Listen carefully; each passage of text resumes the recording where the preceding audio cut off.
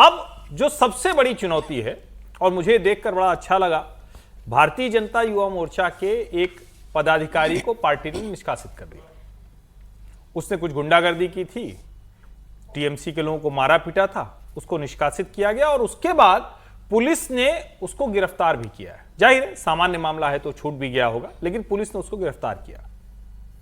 समीक भट्टाचार्य जो प्रदेश अध्यक्ष हैं, उन्होंने कहा फिलहाल अगले कुछ समय तक कोई भी नेता दूसरी पार्टी का हम अपनी पार्टी में शामिल नहीं कराएंगे। तृणमूल कांग्रेस के नेता को तो विशेष करके नहीं शामिल कराएंगे। बड़ा अच्छा है, कुछ दिनों के लिए होल्ड रखना ही चाहिए था। और उसके बाद उन्होंने कहा कि हमारे लिए सबसे बड़ी चुनौती यही है कि जो सिंडिकेटीकरण, यानी जो सिंडिकेट, कटमनी, तोलाबाजी, गुंडागर्दी सब कुछ जो चलता था वो ना हो पाए, इस सिस्टम को हमें बदलना है। मुझे लगता है कि ये तो भारतीय जनता पार्टी का जनादेश है, उस पर वो काम करेंगे। दूसरा जो सवाल आपने पूछा, क्या अभिषेक बनर्जी के बुरे दिन शुरू हो गए? नेता के तौर पर अगर अभिषेक व्यवहार कर पाए तो मैं कहूंगा नहीं, राजनीति होती है, चुनाव हारते जीतते हैं, इसमें कौन सा फर्क पड़ेगा। लेकिन अगर वो मुख्यमंत्री का गुंडा भतीजा जो करते रहे अभिषेक बनर्जी, अगर उस अंदाज में रहेंगे, कौन जल्लाद, किसका बाप, किसकी हैसियत, 4 मई, ये सब अगर उनके दिमाग पर ये फितूर चढ़ा रहा तो वो अब उतर जाएगा। तो ये दोनों चीजें बड़ी स्पष्ट हैं। राजनीति के तौर पर करेंगे, वो सांसद हैं, उनको राजनीति करने का पूरा अधिकार है। तृणमूल कांग्रेस दूसरी सबसे बड़ी पार्टी है, शानदार उनके विधायकों की संख्या है, सांसदों की संख्या है। बंगाल की लड़ाई वो लड़े, उसमें ठीक है। लेकिन अगर वो गुंडागर्दी वाली, वो जो तृणमूल का एजेंडा जैसे चलता था, तो फिर उसमें संकट आने वाला है। एक संकट तो आ ही गया है। खबर आप जानते हैं, अभिषेक बैनर्जी के लिए मुश्किलें शुरू हो गई हैं। उनके ऊपर केस दर्ज हो गया है सिंडिकेट का दी एंड करने के लिए। अब आप समझते हैं, देखिए जैसा नेता होता है वैसे उसका कार्यकर्ता होता है, वैसी उसकी टीम होती है। जहांगीर खान जैसा है उसका आका अभिषेक बैनर्जी भी वैसे ही है। पश्चिम बंगाल के पूर्व मुख्यमंत्री ममता बनर्जी के भतीजे हैं अभिषेक बैनर्जी, और डायमंड हार्बर से वो सांसद हैं। उनके खिलाफ एफआईआर दर्ज हो गई है। अभिषेक बैनर्जी पर गृह मंत्री अमित शाह के खिलाफ आपत्तिजनक टिप्पणी करने का आरोप है, और अभिषेक बैनर्जी पर आरोप यह भी है कि उन्होंने चुनाव प्रचार के दौरान भड़काऊ भाषण दिया था। अभिषेक बैनर्जी के खिलाफ यह एफआईआर सोशल एक्टिविस्ट राजीव सरकार की शिकायत के बाद दर्ज हुई है। राजीव सरकार ने पुलिस को सोशल मीडिया के कई लिंक शेयर किए हैं जिसमें अभिषेक बैनर्जी का बीजेपी कार्यकर्ताओं को धमकी देते हुए भाषण है। माना यह जा रहा है कि एफआईआर के बाद टीएमसी नेता अभिषेक बैनर्जी के मुश्किलें बढ़ना तय है। आप सुने अभिषेक बैनर्जी ने ऐसा क्या कहा था जिसकी वजह से उनके ऊपर एफआईआर दर्ज हुई है। আমি অমিত শাহকে চ্যালেঞ্জ করব, যদি আপনার বুকের পাটা থাকে আর বাপের বেটা হন, 4 তারিখ কলকাতায় থাকবেন, 12টার পর দেখা হবে।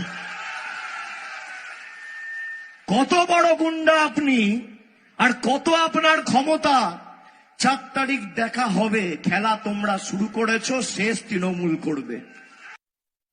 আমরা গতবারও আরামবাগ হেরেছিলাম, গোঘাট হেরেছিলাম, খানাকুল হেরেছিলাম, পুরসুরা হেরেছিলাম, কিন্তু উদারতা পার পেয়ে গেছিলে।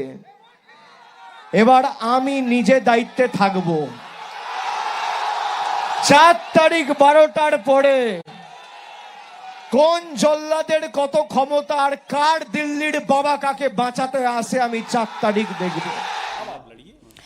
अभिषेक बैनर्जी अभी तक ममता बनर्जी की छत्र छाया में राजनीति करते रहे हैं। अभिषेक बैनर्जी की बुआ ममता बनर्जी वो लगातार पश्चिम बंगाल के मुख्यमंत्री रही हैं, तो कभी उनके ऊपर गिरफ्तारी की तलवार, एफआईआर, ये सब कोई सोच भी नहीं सकता था विजय जी। लेकिन अब ये सब कुछ नया नया है, अब ये पूरी राजनीति नई नई है, मुश्किलें हैं। वो एक गज़ल में सुन रहा था जिसमें बताया, जिसकी 2 लाइन थी, एक शेर था कि तेरा लहजा बता रहा है कि शोहरत नई नई है। तो ये नई नई शोहरत है अभी भारतीय जनता पार्टी के पास भी पश्चिम बंगाल में। नई नई है, ये दुश्मनी नई नई है, नहीं, ये दोस्ती नई नहीं है। मैं हर्ष जी की इस बात से सहमत हूँ कि सरकार को, भारतीय जनता पार्टी को पश्चिम बंगाल ने एक मैंडेट दिया बदलाव का जी, जिसका जिक्र प्रधानमंत्री जी ने भी किया कि बदलाव, लेकिन बदला नहीं। बदलाव और बदला में एक शब्द का फर्क है। सरकार को ये ध्यान रखना चाहिए कि बदलाव जो है वो बदला ना लगे, कार्रवाई हो, जो लोग गुंडा तत्व हैं, जो एलिमेंट हैं, जो टोलेबाजी कर रहे हैं, जो कमीशन ले रहे हैं, जो भ्रष्टाचार कर रहे हैं, जो गुंडागर्दी कर रहे हैं, उन लोगों के खिलाफ कार्रवाई हो। लेकिन कहीं से ऐसा ना लगे, ये भारतीय जनता पार्टी के लिए अच्छा है, सरकार के लिए अच्छा है कि कहीं से ये ना लगे कि आप एक पॉलिटिकल वेंडेटा की पॉलिटिक्स कर रहे हैं और उसको काम कर रहे हैं। अभिषेक बनर्जी जो बयान दिया है उस पर आपत्ति हो सकती है बहुत सारे लोगों को, मुझे भी आपत्ति है, हम लोगों ने पहले भी आपत्ति जाहिर की थी। लेकिन अब एक पॉलिटिकल लीडर का इलेक्शंस में जो बयान है उस पर चुनाव आयोग ने तो कुछ किया नहीं।